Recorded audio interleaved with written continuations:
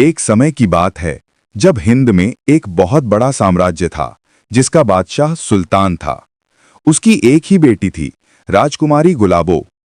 राजकुमारी गुलाबो बहुत ही सुंदर थी और होशियार भी। उसकी आंखें नीली थीं, बिल्कुल पानी जैसी। इसी सल्तनत के पास एक घना जंगल था जिसे सब डरावना जंगल कहते थे। वहां एक ऐसा जीव रहता था जिसका शरीर इंसान जैसा और मुख शेर जैसा था। सब जंगल वाले उसे दिलशेर कहने लगे, लेकिन कोई उसकी असलियत नहीं जानता था। वास्तव में वो कोई दिलशेर नहीं बल्कि एक राजकुमार था जो कुछ साल पहले श्रापित हो गया था। उसने अपने महल में भिक्षा मांगने वाले फकीर को धक्का देके निकाल दिया था। तब उस फकीर ने उसे ये श्राप दिया कि सच्ची मोहब्बत ही तुझे अब इंसान जैसा बना सकती है, और उसे दिन से राजकुमार की ये हालत हो गई थी। राजकुमार नहीं चाहता था कि उसका ये रूप कोई देखे, इसलिए वो किसी को बिना बताए महल से चला गया। तब से वो इस जंगल में रहने लगा। राजकुमार को महल से आए हुए काफी साल बीत गए थे। अब वो 30 साल का हो गया था। वो जंगल में पक्षियों और जानवरों के साथ रहता। उसका दर्द सुनने वाला कोई नहीं था। उसके मन में अब कोई आशा नहीं थी कि वो पहले जैसा हो जाएगा। उसका दिल भी मायूस हो गया था। एक रात राजकुमारी गुलाबो अपनी सहेलियों के साथ बाग में घूम रही थी। उसने लाल जोड़ा पहना हुआ था। उसका मुख चांद सा चमक रहा था। उसकी नानी आई और बोली, बेटा इस समय बाग में मत आया करो, यहाँ एक डरावना जंगल है, उसमें अजीब किस्म के प्राणी रहते हैं। राजकुमारी ने उनकी बात पर ध्यान नहीं दिया और वहां से आगे चली गईं। वो बोलती जा रही थीं, ये सब बस कहानियां हैं, इसके अलावा कुछ भी नहीं। उधर राजकुमार दूर से महल में होने वाली रोशनी को देख रहा था। वो अंदर ही अंदर तड़प रहा था। अचानक उसकी नजर राजकुमारी गुलाबो पर पड़ी।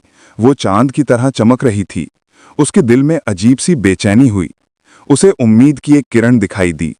उसे अकेलापन इतना खाए जा रहा था कि उसने सोचा, क्या ये लड़की मेरा अकेलापन दूर कर देगी? क्या ये मेरा श्राप तोड़ देगी? उसके मन में यह बात आई कि मैं इस राजकुमारी को अपने साथ ले जाता हूं और अपने साथ जंगल में रख लूंगा तो राजकुमारी मुझसे मोहब्बत करने लगेगी। राजकुमार एकदम झपट कर राजकुमारी गुलाबो के सामने खड़ा हो गया। जैसे ही गुलाबो ने देखा कि एक आधा इंसान और शेर जैसा दिखने वाला जीव उसके सामने खड़ा है, वो बहुत डर गई। इससे पहले कि गुलाबो कुछ कह पाती, राजकुमार ने उसे उठाया और जंगल की तरफ दौड़ने लगा। राजकुमारी गुलाबो चीखीं, चिल्लाईं, मगर रात के सन्नाटे में उसकी आवाज किसी तक नहीं पहुंची। जब राजा सुल्तान को यह खबर पहुंची तो वो बहुत उदास हो गए। सुल्तान ने हर जगह नौकरों से पता करवाया, कहीं कुछ पता न चला। बस बाग के फर्श पर अजीब सी मखलूक के पैरों के निशान थे जो डरावने जंगल की तरफ जा रहे थे। एक सिपाही बोला, महाराज, जो वहां गया कभी लौट कर नहीं आ सका। सुल्तान परेशान हो गया, आखिर बेटी को कैसे वापस लाएं? राजा सुल्तान ने मुनादी करवाई, जो राजकुमारी गुलाबो को ढूंढ कर लाएगा उसे मैं अपना दामाद बनाऊंगा, राजताज उसे दिया जाएगा। इधर जब गुलाबो की आंख खुली तो उसने देखा कि वो एक गुफा में है। उसका सर चकरा रहा था। गुफा बिल्कुल साफ सुथरी थी। उसके सामने वही अजीब सी मखलूक खड़ी थी। गुलाबो ने कहा, तुम मुझे यहां क्यों लाए हो? तुम मुझसे क्या चाहते हो? मेरे बाबा तुम्हें मार देंगे। राजकुमार ने मायूस आवाज में कहा, मैं बहुत अकेला हूं, शायद इसलिए तुम्हें यहां ले आया। गुलाबो ये बात सुनकर चौंक गई।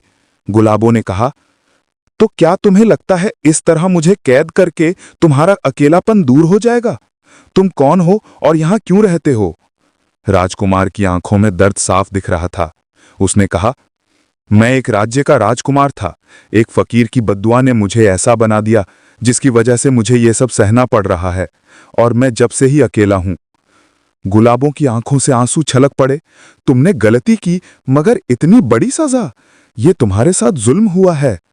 राजकुमार बोला, गुलाबो, मुझे माफ कर दो, मैं तुम्हें अपनी खुशी के लिए यहां ले आया। राजकुमारी ने कहा, अगर तुम सच में पछता रहे हो तो मुझे मेरे महल जाने दो।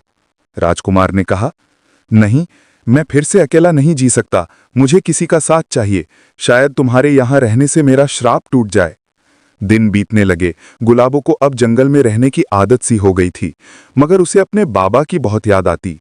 एक रात गुलाबो ने सोचा कि राजकुमार तो सो रहा है, मुझे चुपके से चले जाना चाहिए। राजकुमारी कुछ दूर चलीं। रात का गहरा अंधेरा उन्हें डराने लगा। तभी उसे शेर के दहाड़ने जैसी आवाज आई। उसने पीछे मुड़कर देखा तो राजकुमार था। वो बहुत उदास हो गया। उदासी और गुस्सा दोनों उसकी गरज में महसूस हो रहे थे। राजकुमार ने कहा, तुम भाग जाना चाहती थीं?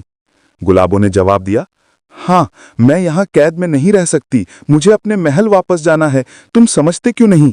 प्यार किसी से जबरदस्ती नहीं करवाया जाता, प्यार खुद हो जाता है। उस रात राजकुमार ने बलिदान दिया और बोला, तुम कल सुबह चले जाना, अब मैं समझ चुका हूं कि किसी को जोर से नहीं रोका जा सकता। अगले दिन जब राजकुमार गुलाबो को छोड़ने जंगल के बाहर आया तो वो रो पड़ा। उसे पहली बार एहसास हुआ कि अब उसे राजकुमारी से मोहब्बत हो गई है। राजकुमार ने डरते डरते कहा, राजकुमारी, अब मुझे तुमसे सच्ची मोहब्बत हो गई है। मैं अब तुम्हारी इस मुस्कान के सहारे बाकी की जिंदगी जी लूंगा। मुझे माफ कर देना कि मैंने तुम्हें कैद किया। राजकुमारी ने यह सुना तो उसकी आंखों में आंसू आ गए। गुलाबो ने राजकुमार का हाथ थाम लिया और बोली, शायद अब मैं भी तुमसे मोहब्बत करने लगी, लेकिन मुझे मेरे अब्बू की भी फिक्र है।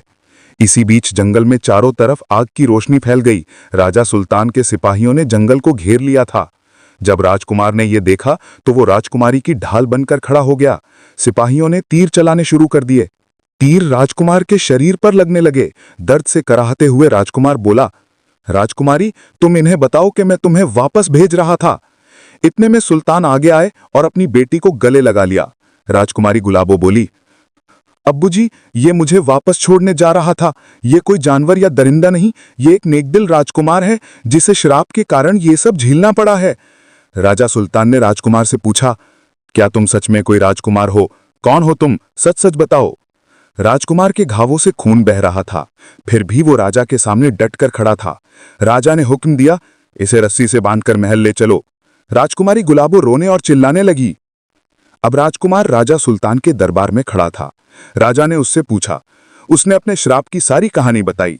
राजकुमारी गुलाबो बोली, अब्बूजी, मैं अब राजकुमार से प्रेम करने लगी हूं। मुझे इसके चेहरे से कोई फर्क नहीं पड़ता। मुझे राजकुमार दिलशेर से सच्ची मोहब्बत हो गई है।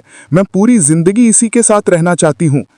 इतने में दरबार में एक तेज रोशनी हुई और एक फकीर हाजिर हुआ। वही फकीर था जिसने श्राप दिया था। राजकुमार ने उसे पहचाना और बोला, तुम वही हो जिसने मुझे श्राप दिया था? फकीर बोला, हाँ, तुमने आज सच्ची मोहब्बत पा ली। मैंने तुम्हें इसलिए श्राप दिया था कि तुम खुद को किसी से ऊपर न समझो, सबको अहमियत दो। सच्चे प्यार ने तुम्हें बलिदान, प्यार और मोहब्बत का मतलब समझा दिया। अब मैं तुम्हें श्राप से मुक्त करता हूं। उसने अपनी लाठी उठाई और फिर तेज रोशनी हुई। राजकुमार अब बहुत खूबसूरत रूप में आ गया, बिल्कुल इंसान जैसा। उसके बाल काले और चेहरा चमकदार था। ये देखकर दरबार में सब हैरान हो गए। राजकुमार ने अपने चेहरे पर हाथ लगाया, वो बहुत खुश हुआ। राजकुमारी ने उसे देखकर गले लगा लिया। राजा सुल्तान भी बहुत खुश हुआ और राजकुमारी गुलाबो की शादी कर दी। अपना ताज राजकुमार को दे दिया। अब दोनों बहुत खुशी खुशी रहने लगे। तो दोस्तों, अगर आपको कहानी पसंद आई हो तो लाइक करें और चैनल सब्सक्राइब कर दें। Thank you.